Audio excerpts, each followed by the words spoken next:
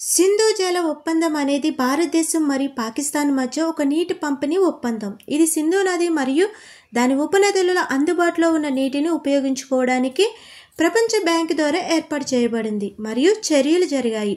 దీనిని 1960 సెప్టెంబర్ 19న కరాచీలో అప్పటి మన ప్రధాని జవహర్లాల్ నెహ్రూ గారు, అప్పటి పాకిస్తాన్ అధ్యక్షుడు అయూబ్ ఖాన్ సంతకం చేశారు. పహల్గామ్ దాడి తర్వాత ఏప్రిల్ 23, 2025న భారత విదేశాంగ కార్యదర్శి పాకిస్తాన్తో సింధు జలాల ఒప్పందాన్ని నిలిపివేస్తున్నట్లు ప్రకటించారు. భారతదేశం ఈ నిర్ణయం తీసుకోవడం అనేది నీటిని అడ్డుకోవడం, యుద్ధ చర్యగా పరిగణిస్తామని పాకిస్తాన్ తెలిపింది. సింధు నది ఒప్పందం రద్దు చేయడం వల్ల పాకిస్తాన్కి చాలా నష్టం వస్తుంది. ఇండియా సింధు నదులపై ఆనకట్టలు కట్టి నదీ ప్రవాహం ఇండియాకు పంపించడం ద్వారా భారత్లో మంచి పంటలు పండుతాయి. పాకిస్తాన్లో కొంత ప్రాంతం ఎడారిగా మారుతుంది. ఇది పాకిస్తాన్పై భారత తొలి దెబ్బ.